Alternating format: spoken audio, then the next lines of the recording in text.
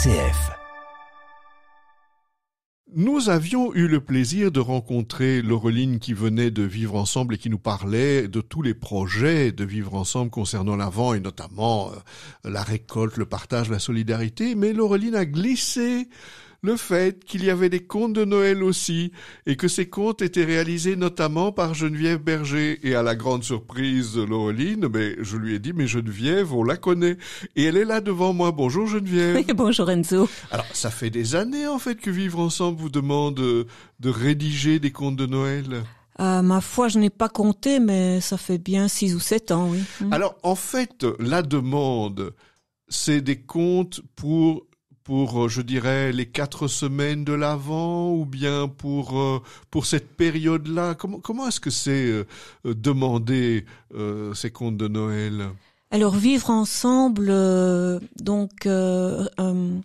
réalise et édite un petit livret chaque année, un livret qui comprend 4 contes pour les enfants, des contes illustrés et ces contes ont pour but d'accompagner les enfants sur le chemin de l'Avent, que ce soit lors des liturgies spéciales enfants, lors des célébrations eucharistiques, ou à l'école au cours de religion, ou dans d'autres contextes, en catéchèse ou en famille, bien sûr.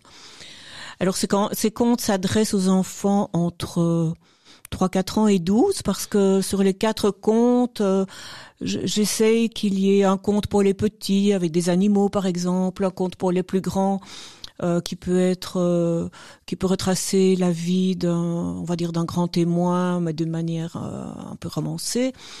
Et bon, donc il y a pour les différents âges, et chaque semaine, ces contes essayent de s'accrocher, vaille que vaille, à un des textes évangéliques, à une phrase, à quelque chose d'un peu concret, mais aussi de se rattacher à la problématique développée cette année-là dans la campagne de l'Avent, de Vivre Ensemble. Donc il faut jongler avec beaucoup de choses, avec le symbole, donc il y a beaucoup de choses à mettre en place, mais ça ne se sent plus une fois qu'on lit le conte, qui est une vraie histoire.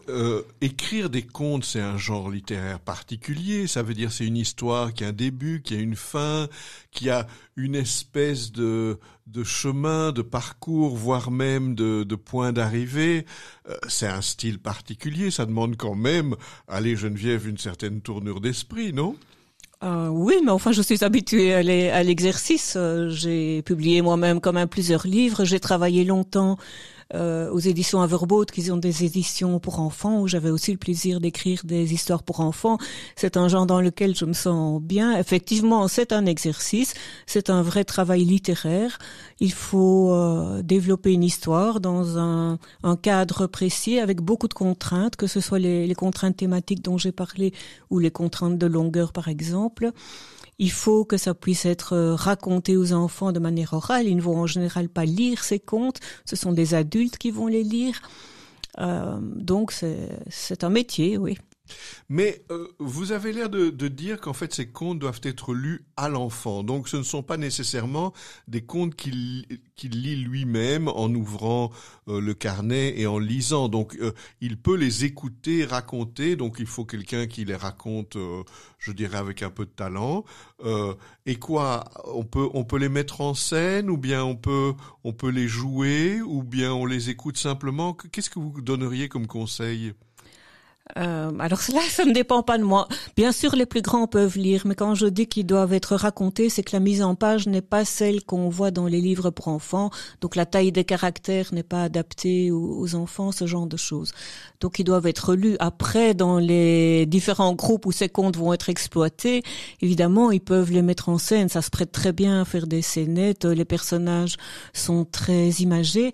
Et alors, ce que je dois dire, c'est qu'il y a non seulement le conte, mais accompagnant chaque conte, il y a un genre de petit carnet pédagogique avec d'abord des questions pour vérifier que les enfants ont bien compris, pour voir en quoi ils ont été touchés, puisque la compréhension d'une histoire pour un enfant se fait d'abord par la compréhension des émotions. Et donc voir s'ils ont perçu les émotions, s'ils les rejoignent. Et après, il y a un travail alors plus thématique qui élargit le propos, surtout avec les plus grands. Donc il y a déjà des pistes d'animation dans le carnet. Mais quand on raconte ou qu'on lit un conte, est-ce que ce sont des contes où on est emmené ailleurs, loin, ou est-ce que ce sont des contes qui nous font revenir au présent tel qu'il est, ou un peu des deux, ça dépend des années, j'imagine? Oui, il y a de tout. Comme je vous disais, il y a des contes avec des animaux qui sont tout à fait imaginaires. Parlent, voilà. Il y a parfois des contes qui mettent en scène un personnage... oui, en général, plutôt du passé, pas du grand passé, mais quoi que c'est arrivé aussi. Il y a eu un conte qui racontait la vie de Gaudí, il y en a eu un sur... attendez, parce que j'ai pas beaucoup de mémoire là. Oui, puis, Jean-Baptiste de Lassalle, je pense. Il leur faut quelques puis mois alors avant il y a, d'imprimer, évidemment. voilà, il y a des contes qui se passent maintenant, hein, des choses par exemple qui se passent dans la rue. On voit un SDF, tiens, qu'est-ce qui se passe dans cette rencontre? Donc il y a un peu de tout. Oui.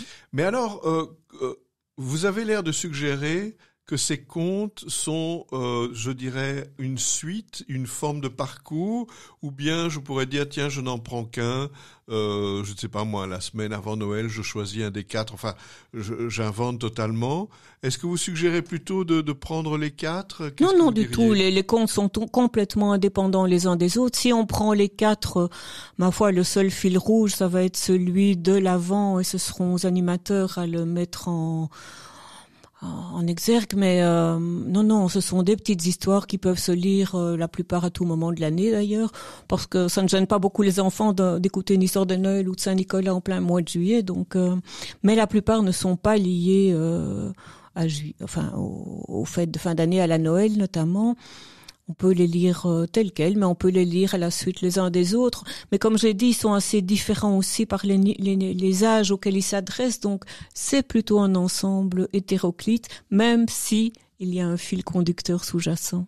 Alors, sans indiscrétion, on doit prévoir combien de temps? C'est-à-dire, supposons que je me mette avec un groupe d'enfants devant moi, je dois dire aux parents que ça va prendre combien de temps? Ça dépendra de vous. La lecture qu'est-ce que ça peut faire? 5, 6, 7 minutes. Et puis après, c'est tout ce qui se passe après qui est passionnant. Je pourrais ajouter des chants, par exemple. Bien sûr, vous pouvez en faire une pièce de théâtre, vous pouvez faire des mimes avec ça, vous pouvez faire du bricolage, du collage. Ça, ce n'est pas indiqué, mais c'est à la libre créativité de chacun. Donc, je dirais, j'ai déjà vu ces contes... comment écouter, travailler lors des liturgies eucharistiques. Donc le temps est tout de même assez court. Je trouvais que c'était un peu court. Sincèrement, c'est un peu court lors d'une célébration eucharistique, mais c'est faisable. Et en termes de temps, sans indiscrétion, ils vous demandent, les gens de vivre ensemble, ils vous disent combien de mois à l'avance que vous devez faire ces 4 contes. Mais ça, c'est comme dans comme dans la mode, hein. On travaille une saison à l'avance, donc en été, on travaille sur l'hiver. Donc moi, j'écris ces contes au mois de juin, au mois de mai, ça dépend un petit peu. Je ne connais pas le planning de vivre ensemble, mais c'est comme ça de manière générale dans l'édition. Mais ça veut dire quand même qu'alors, si vous commencez des mois à l'avance, bien avant que soit publié le carnet de vivre ensemble, vous devez être au courant, entre guillemets, de ce qu'il va y avoir comme lecture pour Noël. Donc vous lisez les lectures de Noël déjà en mai et en juin? Oui, bien sûr. Ce qu'il y aura comme lecture, c'est le plus facile. Ce qui est plus difficile, c'est de connaître le thème de campagne de vivre ensemble, qui se prépare à ce moment-là aussi, mais c'est pas toujours précis, mais en général, on y arrive. Oui, tout se prépare 6 mois à l'avance. Et donc, ça veut dire que ces contes élargissent l'esprit, ouvrent à la solidarité, invitent à être meilleurs, pourrait-on dire? Ces contes, d'abord, ne sont pas moralisants. Absolument pas. Il n'y a pas de morale à la fin, mais ce sont des vrais contes. Donc, effectivement, ils invitent à observer, à comprendre, à s'ouvrir à des réalités étrangères, à faire un va-et-vient entre ce qui est raconté et sa propre vie. Sous une apparente fantaisie, ils structurent un peu, ils peuvent aider les enfants à structurer un peu leurs pensées et leurs ressentis. Ça veut dire alors que c'est un moment où il faut laisser les émotions apparaître. Tant pis si les émotions crée un peu de désordre dans le groupe, hein, ça peut arriver. Et puis les garçons, les filles ont pas toujours les mêmes émotions au même moment. Ça veut dire qu'il faut être ouvert à tout cela, alors Geneviève, j'imagine. Oui, bien sûr, mais c'est ça qui est intéressant.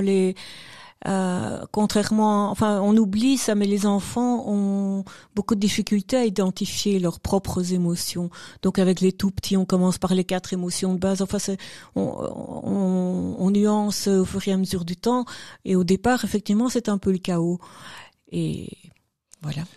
En tout cas, Geneviève, soyez certaine qu'on va vous réinviter pour nous parler un petit peu de l'art du conteur, parce qu'il y a l'écrit, et puis il y a l'attitude, et puis il y a aussi la réceptivité, et on pourrait en reparler pendant des heures. Je vous rappelle que les 4 contes, disons, du temps de Noël, mais avec des nuances, vous avez entendu, sont disponibles dans le carnet de Vivre Ensemble.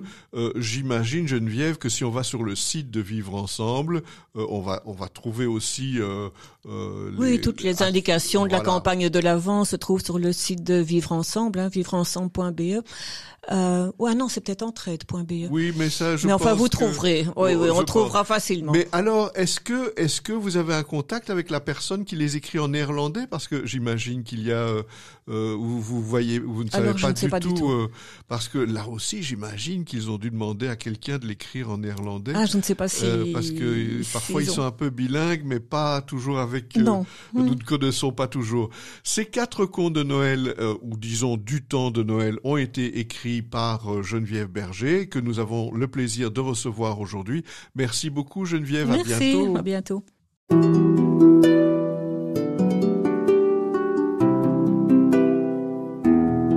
Au fil de la vie, Enzo Bordonaro.